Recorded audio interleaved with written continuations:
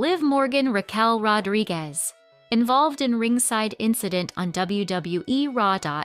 Hello guys. Welcome to my channel. I am Elena. Have a nice day. For the latest news update, please subscribe the channel and press the bell icon. The Judgment Day storyline has been getting better each and every week on WWE RAW since Liv Morgan's massive return to the company at Survivor Series. While Morgan was expected to be entering the Women's World title picture, Raquel Rodriguez ended up being the one to get ahead of her. This led Morgan teaming up with Roxanne Perez for a tag team run, trying to get themselves in the women's tag team title picture. This week's episode of the Red Brand featured Perez battling Bayley in a singles match, with Morgan and Raquel Rodriguez accompanying the former Ringside. While the action unfolded well in the match, with both women trying to get the upper hand, things turned around when the super staff's Ringside ended up battling each other. Raquel Rodriguez tried to get involved in the match, but Lyra Valkyria took her down. Liv Morgan immediately took out Valkyria. Things further turned around when Roxanne had the upper hand and tried to pin Bayley, but Raquel Rodriguez ended up distracting the referee at that moment. This led to Liv Morgan questioning the Judgment Day star for her actions. While Bayley pulled out the victory, Raquel Rodriguez walked out on Morgan, leaving fans around the world confused. Time will now tell what the company has in store for the stars next. Considering the action that unfolded ringside on the Red Brand, and further the backstage segment with things getting heated, it is hard to say that the Judgment Day are anywhere in the same page lately. WWE might have a potential twist in store for the next few weeks, but by the looks of it, an implosion in the faction seems to be in the cards. Time will tell what the company has in store for the stars next. 34-year. Old Star walks out of the Judgment Day on WWE RAW. Tensions are increasing in Judgment Day as seen on the latest episode of WWE RAW. The Judgment Day has been volatile for the past few months. Initially, tensions were rising between Finn Balor and Dominic Mysterio, but now it's the women of the faction. The December 22nd episode of WWE RAW saw major developments in the faction, which could lead to a potential breakup in the upcoming months. Judgment Day star walks out of the faction on WWE RAW.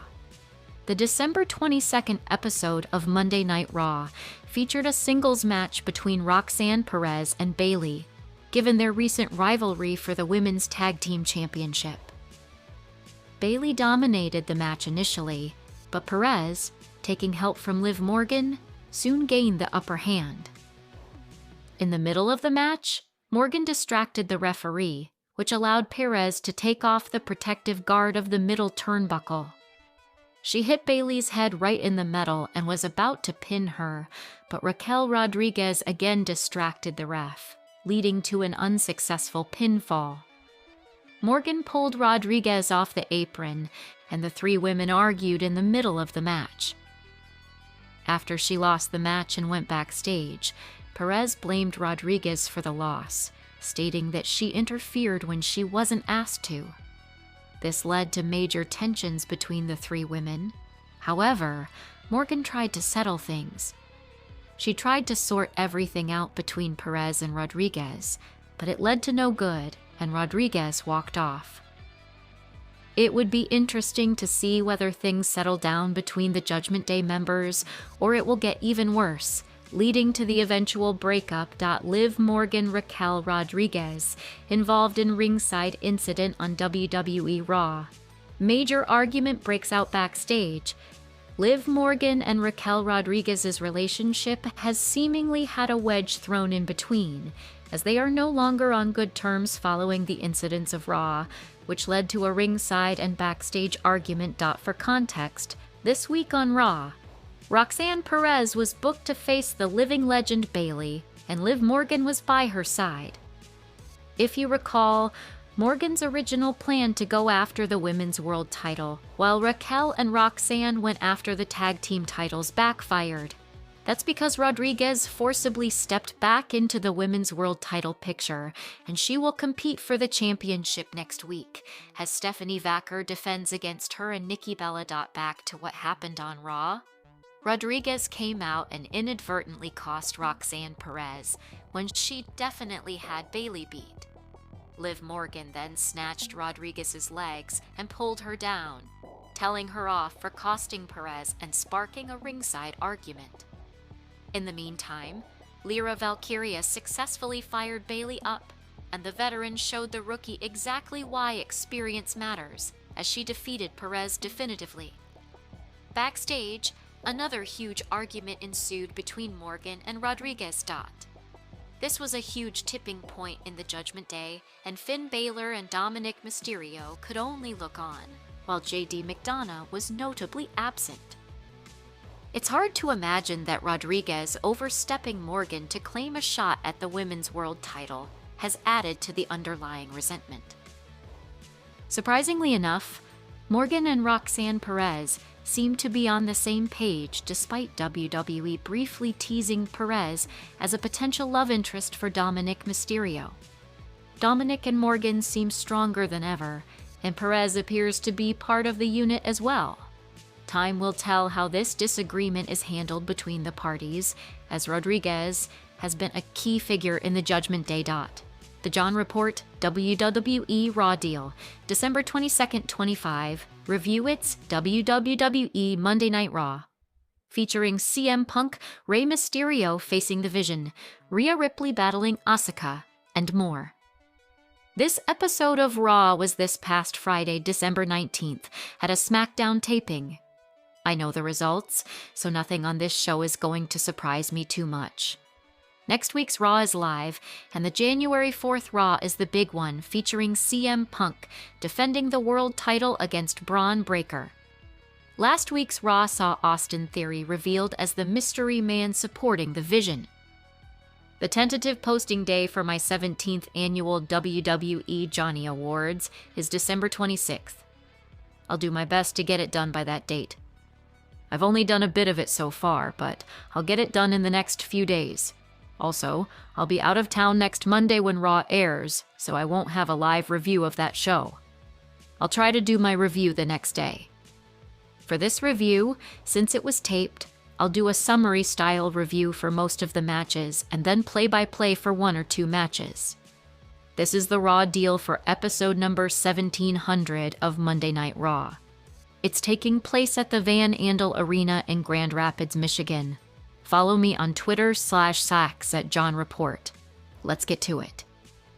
On the Netflix version of Raw that I'm watching, they have edited the show, so there won't be action during the break like a live show. I won't even mention the commercials in my review. The runtime is 1 hour, 31 minutes. The whole show was available at 8 p.m. ET, so of course I'll go in order. The opening video package was about last week's Raw, when Logan Paul beat Rey Mysterio thanks to the Masked Man, who revealed himself to be Austin Theory. CM Punk tried to help Rey, but was beat up and took a spear from Breaker. There was some backstage walking shown of CM Punk with Rey Mysterio, the Judgment Day, Javon Evans, and Gunther. The Vision's Braun Breaker, Bronson Reed, and Paul Heyman were walking backstage. They saw Austin Theory, so Breaker and Reed left because Heyman said he got this. Heyman asked Theory what he was doing. Theory said he wanted everybody to feel his actions before they saw his face. Theory said he made bad decisions, but then he saw the Vision and they took. Theory said they take. Theory said he wants to take the opportunity to help the Vision tonight. Heyman said, interesting, very interesting. That is Austin Theory's way of wanting to prove himself to the Vision. Based on that, it didn't sound like he was part of the group yet, but that could change. It was Michael Cole and Corey Graves on commentary for Raw this week. Mark Nash was the ring announcer. Rhea Ripley told Io Sky to stay safe backstage because she's not medically cleared. Ripley said she'll see her soon. They had a lot of Christmas trees and wrapped presents by the entrance area. Asuka is one half of the women's tag team champions with Kairi Sane. Ripley was very aggressive early on. Asuka bailed to avoid the riptide attempt. Ripley sent Asuka into the barricade. After Sane distracted, Asuka did a hip attack to knock Ripley out of the ring. Asuka sent Ripley into the barricade. That's where the break would be as the match continued. There was a running elbow attack by Asuka. Ripley hit some strikes to start a comeback and dazed Asuka with an elbow. Sane tripped Ripley, so Asuka took over again with a dropkick. Ripley caught Asuka's foot and hit a face-first slam along with a dropkick of her own. Ripley hit a running kick for 2. Asuka countered Riptide into a cradle for 2. Asuka worked over Ripley with kicks to the body, but Ripley hit a boot to the head. Ripley blocked some Asuka kicks and applied the prism lock submission. Asuka got out of that and applied an ankle lock. Asuka hit a German suplex and a sliding kick. Asuka charged into a boot from Ripley. Ripley super kicked Asuka while her head was against the turnbuckle. Ripley did a front electric chair drop for 2. The fans chanted, "This is awesome" for them. Ripley lifted up Asuka, but Asuka rolled through with a roll-up for 2. Asuka sent Ripley to the apron. Ripley got a hold of Asuka there, and Asuka hit a German suplex on the apron. Ouch. Ripley came back with a running knee as Asuka left the floor. Ripley hit a cannonball off the apron onto Asuka on the floor. Ripley went to the turnbuckle. Sane tripped her up, and the referee was looking at Asuka, of course, so he never saw it. A hurting Io Sky went to ringside and hit an uppercut punch on Sane. Sane tripped Sky on the apron, and Sky's injured back hit the apron. Asuka got a roll-up of Death Tilda for 3 with Asuka grabbing the tights. It went about 11 minutes. Great match between 2 talented veterans who have done it all in WWE. Ripley winning would have made more sense to me, but I get that they wanted to make it look like Ripley is beatable because Sane helped Asuka win that match. Ripley was so concerned about Sky being hurt that it distracted Ripley so much, and Asuka was able to get the dreaded roll-up of Death Tilda for the win. Ripley and Asuka are awesome, so of course it was an entertaining match. The trio of Braun Breaker, Bronson Reed, and Paul Heyman spoke backstage. Braun and Reed asked Heyman about Theory, so Heyman was like, yeah. Heyman reminded them how far they've come with the vision, and Heyman said he is selective about who he has a vision for. Heyman said that tonight it's Reed and Theory against CM Punk and Rey Mysterio. Heyman said that either Theory carries out their vision or the two of them make sure they carry Theory's ass out of WWE. Heyman left. Braun said, "You don't have to do that," but Reed says he's got this. Braun said he has Reed's back, not his, and Reed said it was understood. A clip aired from last Monday's Raw when Gunther was booed heavily by the crowd as he bragged about John Cena giving up. Let's hear from Becky Lynch. And Maxine Dupree. The great Becky Lynch walked out with a fur coat, claiming she's the real women's Intercontinental Champion. Lynch said that she knows the most powerful lawyers in the country. Lynch said that her lawyers told her to go to miserable Michigan and that drew a "You suck" chant, and told her to take matters into her own hands. Lynch did her usual bit about how everybody says she's the greatest of all time. The women's Intercontinental Champion, Maxine Dupree, made her entrance to a solid reaction. Dupree said we all have heard her. Dupree said that Lynch is the greatest of all time, and Dupree is a rookie, but don't forget that this rookie beat the greatest of all time. Dupree reminded us she beat Lynch 3 times. Dupree said she'd give Lynch a rematch anytime. Dupree said she'll train until her blood, sweat, and tears, and she is your Intercontinental Champion. Dupree trashed Lynch for complaining and said she looks like somebody whose best years are behind her. Lynch punched Dupree and rammed her head into the mat. Lynch grabbed the women's IC title and posed with it. Lynch punched Dupree some more. Dupree tripped Lynch and applied an ankle lock. Dupree put the heel hook submission on the leg. Lynch tapped out repeatedly. The fans cheered. Analysis. It was a fine way to further this storyline, with Lynch whining as usual and Dupree showing confidence due to her success against Lynch in the past. What I find weird is that Dupree said that she was a rookie even though she's been on the main roster for a few years. Anyway, this should set up another Dupree-Lynch match. A replay was shown of Nikki Bella attacking Stephanie Vaquer and Raquel Rodriguez last week to ruin their match.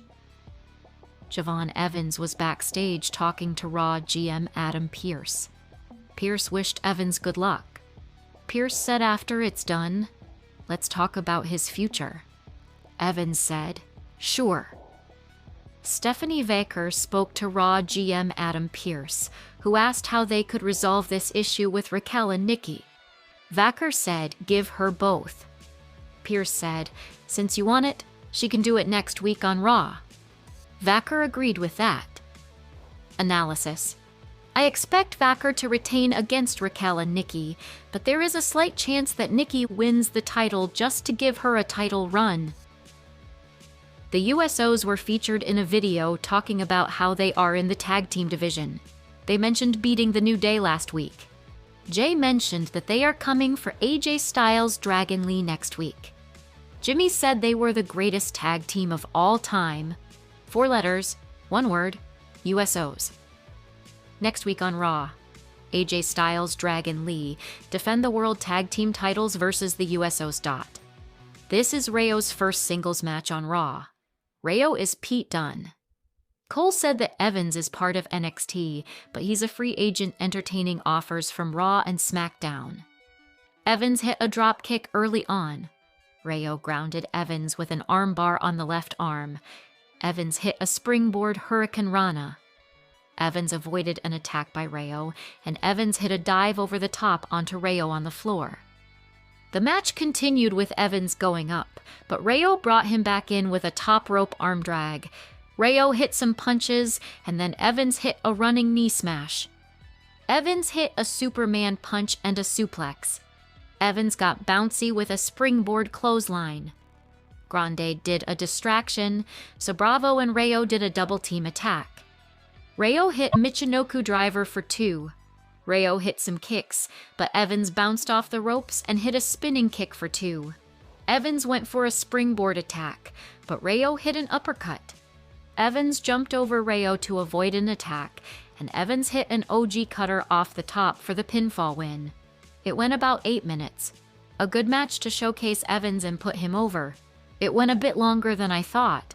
That doesn't mean I want Rayo jobbing in 2 minutes, but I thought maybe it would be 4 or 5 minutes. Evans is so fun to watch and the fans are already behind him. Evans will be full-time on Raw or SmackDown soon, which is a good thing. After the match, Evans avoided a triple threat attack by the Americano Boys. AJ Styles and Dragon Lee, the World Tag Team Champions, were interviewed by Kathy Kelly. Styles and Lee talked about being fighting champions. Lee said that facing the USOs will be a classic. Lee said they'll bring the fire.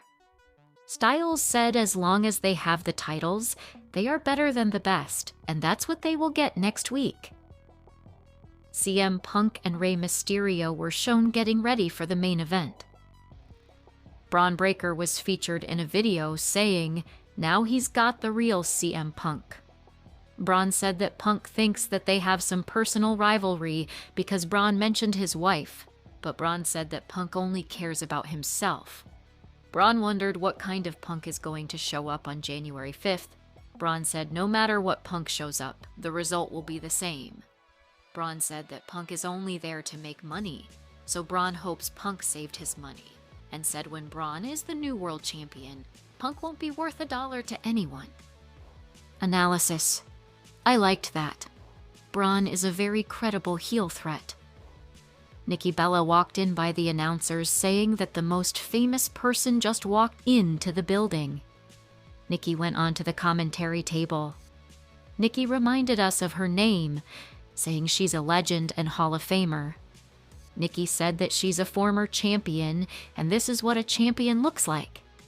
Nikki trashed the fans for being Detroit Lions fans, and said she wished they were good like the Philadelphia Eagles or Ohio State. Nikki said she's the star of this division. Nikki said last week she destroyed Raquel Rodriguez's face, and next week she'll destroy Stephanie Baker's reign. Nikki said she's a big deal everywhere. Nikki said it's about time that title is around her waist. The legend Nikki Bella. Nikki left. It was a solid heel promo from Nikki Bella, who I enjoy a lot more as a heel compared to her babyface work. When Nikki has an edge to her like that, she's a lot more entertaining.